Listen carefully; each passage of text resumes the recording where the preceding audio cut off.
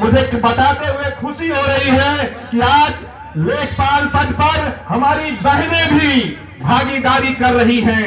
वो अपनी छोटी सी स्कूटी से गांव-गांव में पहुंचकर लेखपाल और कानूनगो के पद पर भी हमारी बहनें काम कर रही हैं। आज यहाँ बहनें अच्छी संख्या में आई हैं। इसलिए सामाजिक परिवर्तन में चौधरी चरण सिंह का इस पर काम किया और किसानों को हक मिला कि वो जमीन के मालिक होने लगे।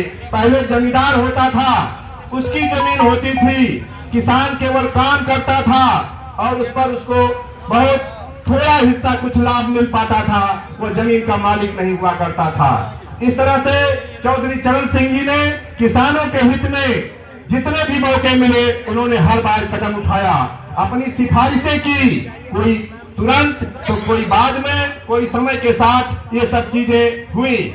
इसीलिए हम चौधरी चरण सिंह जी को याद करते हैं और उनकी ईमानदारी, साफ गोई की कोई जोड़ नहीं है। वो वकील थे।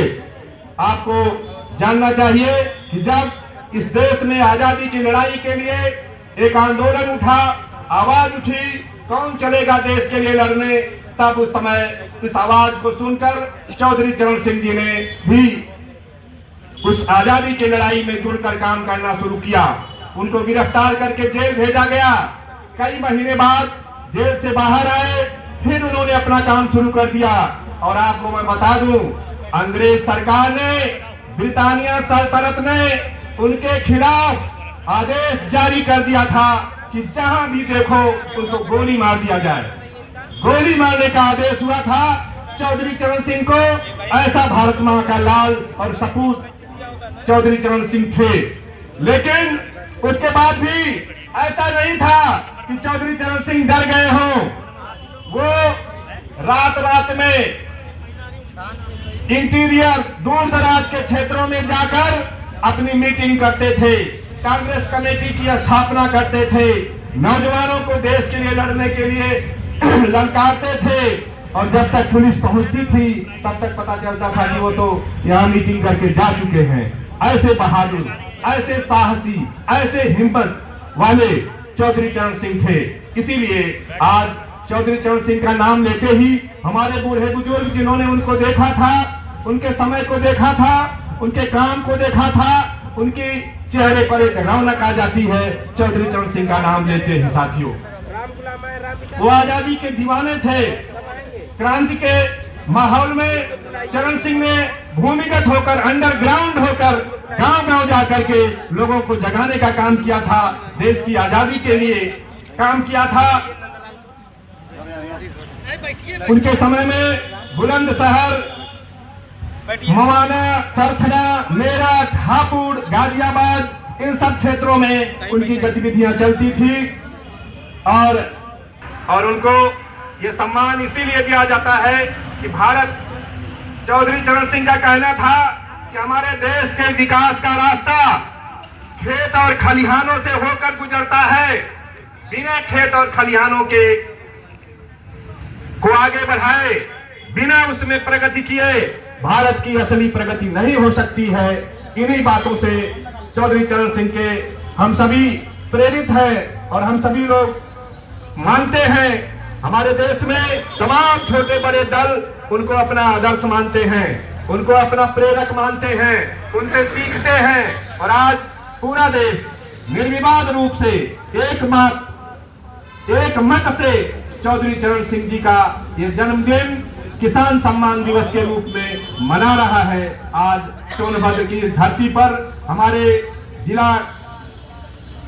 जिले के सभी आला अधिकारी, उप कृषि निदेशक जयप्रकाश जी के नेतृत्व में आप सभी यहाँ उपस्थित हैं। आज के इस कार्यक्रम में जिला पंचायत अध्यक्ष और भी उच्चाधिकारी, इस जिले के जिलाधिकारी, मुख्य विकास अधिकारी, सभी का मार्गदर्शन हमें मिलेगा और हम सभी इस पूरे देश के साथ इस जिले में भी बहुत ही अच्छे ढंग से अपना कार्यक्रम आगे बढ़ाएंगे।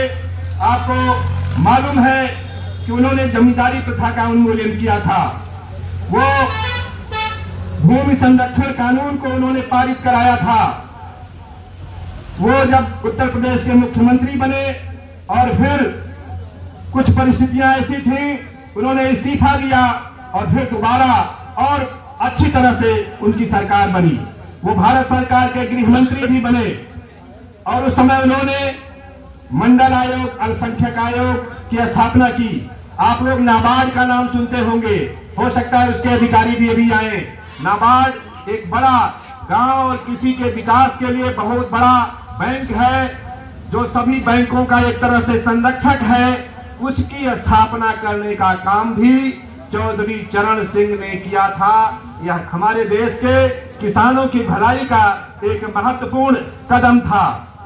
इस तरह से वो एक दिन भारत सरकार के प्रधानमंत्री के पद पर पहुंचे और किसानों के मसीहा के रूप में उन्हें याद किया जाता है। उनके जो काम सबसे ज्यादा मशहूर है वह जमींदारी उन्मूलन और भूमि सुधार। इसके अलावा किसानों की संतानों को उन्होंने एक सिफारिश किया था। एक कार्य समिति के सामने उन्होंने विधानमंडल में एक मांग रखी थी कि किसानों के जो बच्चे हैं उनको 50% आरक्षण दिया जाना चाहिए। यह उनके भीतर का भाव था खेती के प्रति, किसानी के प्रति। उन्होंने 50% किसान के बच्चों को, बेटों को, बच्चियों को आरक्षण देने की मांग की थी। और वो संयुक्त प्रांत में जमींदारी उन्मूलन समिति की रिपोर्ट तैयार करने में उनकी महत्वपूर्ण भूमिका थी। संयुक्त प्रांत क्या था? पहले उत्तर प्रदेश और बिहार को मिला करके इसका नाम था संयुक्त प्रांत। तो संयुक्त प्रांत के वो विधान सभा में, विधानमंडल में ये उन्होंने अपनी रिपोर्ट, अपनी बात उठाई थी।